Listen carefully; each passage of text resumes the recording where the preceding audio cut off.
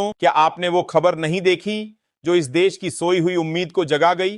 वो खबर जिसे सुनकर सत्ता की पेशानी पर पसीना आ गया और जस्टिस की कुर्सी से एक ऐसी गूंज उठी जिसने मोदी सरकार की नींव हिला दी।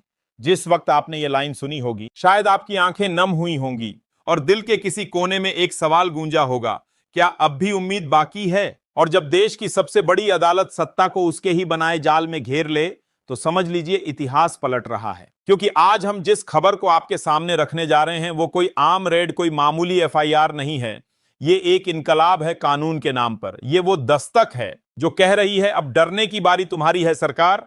तो तैयार हो जाइए उस पूरे सच से मिलने के लिए जिसे छुपाया गया, दबाया गया और जिसे अब अदालत ने बेनकाब कर दिया है। एक ऐसा घोटाला जिसे सुनकर अगर आपके रोंगटे खड़े ना हो तो समझ लीजिए आप भी इस सिस्टम के शिकार हो चुके हैं। तो चलिए दोस्तों, आज की इस वीडियो में आपको उस खबर का हर वो पहलू दिखाते हैं जो चैनलों ने काट दिया, सरकार ने छुपा लिया और जनता अब जानना चाहती है कि आखिर यह घोटाला हुआ कैसे और कौन है असली गुनहगार। जस्टिस गवई, जिन्होंने कानून की किताबों को धूल से उठाकर सत्ता के माथे पर रख दिया। खबर यह है कि सुप्रीम कोर्ट ने सरकार के पीछे सीबीआई लगा दी है। सीबीआई यानी वही संस्था जो अक्सर सत्ता की मर्जी से चलती है, लेकिन आज अदालत की डगर पर है। और जैसे ही यह खबर बाहर आई, सत्ता गलियारों में सन्नाटा छा गया। कहीं कोई माइक नहीं, कहीं कोई जश्न नहीं, सिर्फ एक खामोशी जो कुछ कहती भी है और बहुत कुछ छुपाती भी है। याद कीजिए, हमने कितने ही जज देखे हैं, लेकिन जब बात सरकार के खिलाफ एक्शन की आती है तो हर किसी को जज लोया याद आ जाते हैं। डर, संशय, चुप्पी अदालतों में गूंजती, ये तीन चीजें हमें बताए बिना बहुत कुछ बता जाती हैं। लेकिन गवई साहब ने कुछ और ही किया। वह डरते नहीं है कि कटघरे में कौन खड़ा है, वह देखते हैं क्या वह सच में दोषी है, और दोषी दिखे तो बिना किसी लाग लपेट के कानून का पाठ पढ़ा देते हैं। यह वही गवई साहब हैं जिन्हें लोग कहते हैं बाबा साहेब अंबेडकर के सच्चे अनुयायी, और आज उन्होंने अपने फैसले से उस बात को सच साबित कर दिया है। कोई नारेबाजी नहीं, कोई भाषण नहीं, बस एक आदेश, और वह आदेश सत्ता की कुर्सियों को हिला गया है। अब आप पूछेंगे सबूत क्या है, तो जी हां, खबर सामने है, दस्तावेज भी मौजूद हैं। बस देखना यह है कि इस फैसले का पालन कितना होता है और सत्ता की दीवारों में यह दरार कितनी गहरी जाती है, क्योंकि इतिहास लिखा जा रहा है और पन्ना पलटने का वक्त आ गया है। नवभारत टाइम्स में आज एक खबर छपी है और यह खबर बाकी खबरों की तरह नहीं है।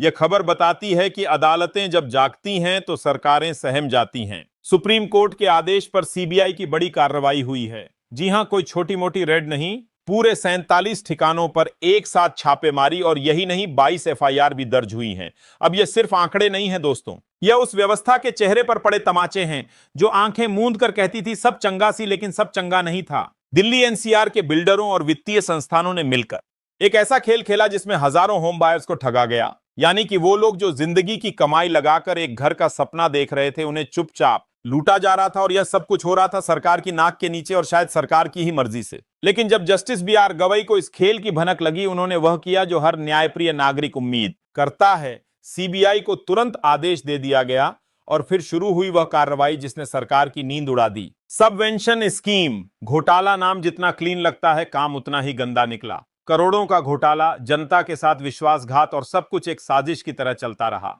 जब तक अदालत नहीं बोली। अब अदालत बोली है, आदेश हुआ है, जाइए रेड मारिए, जाइए गिरफ्तारी कीजिए, और किसी को मत देखिए कि वो कौन है, किस कुर्सी पर बैठा है। और सीबीआई ने वैसा ही किया। सरकारें आती हैं, जाती हैं, लेकिन इतिहास सिर्फ उन्हीं का बनता है जो अपने फैसलों से व्यवस्था को झकझोर देते हैं। और आज जो कुछ हुआ वो आने वाले समय के लिए एक मिसाल बन सकता है, अगर यह कार्रवाई पूरी ईमानदारी से पूरी की जाए। क्योंकि सवाल अभी बाकी है, क्या यह रेड और एफआईआर वाकई आरोपियों तक पहुंचेगी, या फिर एक बार फिर सब ठीक है कि पर्दे ताने जाएंगे? जवाब आपको तय करना है, क्योंकि लोकतंत्र में अदालतें तभी तक ताकतवर होती हैं जब जनता सच को पहचानती है।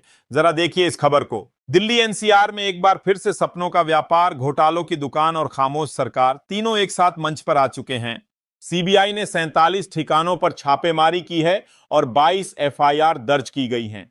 यह कोई मामूली आंकड़ा नहीं है, यह उस सड़ांध की बदबू है जो वर्षों से अंदर ही अंदर पक रही थी, लेकिन अब बाहर निकल आई है।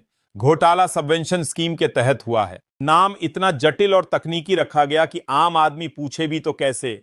लेकिन अब जान लीजिए, बिल्डर्स और फाइनेंशियल कंपनियों ने मिलकर हजारों होम बायर्स को ठगा। वो लोग जो हर महीने किराया देते देते थक चुके थे, जो होम लोन की ईएमआई भरते हुए यह सोचते थे कि कभी तो छत मिलेगी, उन्हें सिर्फ धोखा मिला और इस धोखे की खबर सरकार को भी थी। जी हां, यही लिखा है। लोगों ने शिकायतें की, थानों के चक्कर काटे, सरकार से गुहार लगाई, लेकिन कुछ नहीं हुआ, कोई कार्रवाई नहीं हुई। क्यों? क्योंकि शायद कहीं ना कहीं कोई चढ़ावा चढ़ा था और यही वजह थी कि सरकार ने आंखें मूंद ली। सरकार सरेंडर हो चुकी थी और जब सरकार सो रही हो तो कभी कभी अदालतें जागती हैं। सुप्रीम कोर्ट ने आदेश दिया और सीबीआई ने छापेमारी शुरू कर दी। लेकिन अब सवाल सिर्फ छापेमारी का नहीं है। सवाल यह है कि इतने वर्षों तक यह घोटाला सरकार की नाक के नीचे चलता रहा और कोई क्यों नहीं बोला? क्या बिल्डरों और वित्तीय संस्थानों की साठगांठ में कोई राजनेता भी शामिल था? क्या जिनके खिलाफ एफआईआर हुई है उन्हें सजा भी मिलेगी, या वह अगली बार किसी चुनावी मंच पर चंदा देकर सम्मान पाएंगे? और अगर सुप्रीम कोर्ट हस्तक्षेप ना करता तो क्या यह घोटाला ऐसे ही चलता रहता? सवाल जनता के हैं, जवाब अदालत से मिला है। अब देखना है कि सरकार क्या जवाब देती है या फिर हमेशा की तरह खामोश हो जाती है। और आखिरकार सुप्रीम कोर्ट को खुद एक्शन लेना पड़ा। जी हां, सरकार ने एक्शन नहीं लिया, शिकायतें होती रहीं, लोग दर दर भटकते रहे, लेकिन सरकार चुप रही। और फिर सुप्रीम कोर्ट ने वो किया जो किसी भी लोकतंत्र की उम्मीद होती है, ताबड़तोड़ एक्शन। अब देखिए खबर, दिल्ली, नोएडा, ग्रेटर नोएडा, गुरुग्राम और गाजियाबाद, इन सभी जगहों पर सीबीआई की रेड पड़ी है। और यह रेड कोई औपचारिकता नहीं थी। आपत्तिजनक दस्तावेज, डिजिटल सबूत सब जब्त किए गए हैं। सुप्रीम कोर्ट ने साफ कहा, बिल्डर्स और कुछ फाइनेंशियल संस्थानों के बीच साठगांठ है और इस साठगांठ के जरिए एक जाल बुना गया, सबवेंशन स्कीम का जाल। नाम में स्कीम, काम में स्कैम। इस स्कीम के जरिए हजारों होम बायर्स को फंसाया गया, उन्हें ईएमआई फ्री घर का सपना दिखाया गया और फिर उन्हें कर्ज और कोर्ट कचहरी का ग्राहक बना दिया गया। अब सवाल उठता है, क्या सरकार को इस घोटाले की भनक नहीं थी, या फिर सरकार को सब पता था लेकिन वह सिर्फ चुप थी क्योंकि शायद बिल्डरों से भेंट चढ़ती थी? दस्तावेज कौन बनाता था? कई बार वही सिस्टम जो सरकार के अधीन होता है।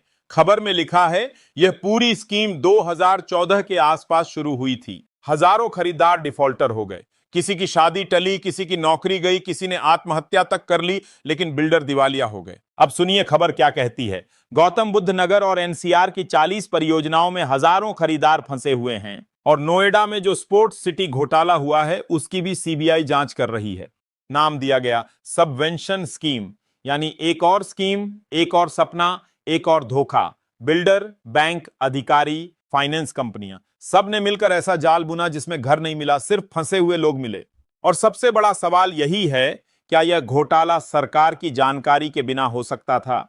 जब इतने वर्षों तक शिकायतें आती रहीं फिर भी सरकार चुप क्यों रही? या फिर सरकार खुद इस खेल की शह दे रही थी और जब बात बेहद ज्यादा बढ़ गई तब सुप्रीम कोर्ट को सीबीआई भेजनी पड़ी? दोस्तों, अब यह सिर्फ एक घोटाले की कहानी नहीं है, यह पूरे सिस्टम की पोल खोलने वाली रिपोर्ट है।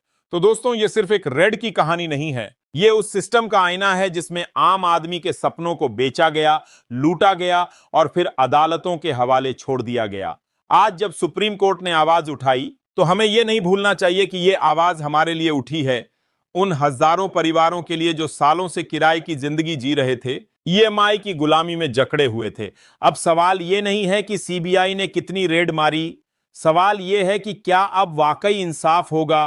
क्या वो बिल्डर, वो नेता, वो अफसर जेल जाएंगे जो इस घोटाले के असली मास्टरमाइंड थे, या फिर यह भी एक स्कैम बनकर अगली हेडलाइन में दब जाएगा? दोस्तों, यह मौका है जगने का, बोलने का, सवाल करने का, क्योंकि अगर अब भी आप चुप रहे तो अगला शिकार आप हो सकते हैं। याद रखिए, लोकतंत्र अदालतों से नहीं, जनता की आंखों से जिंदा रहता है।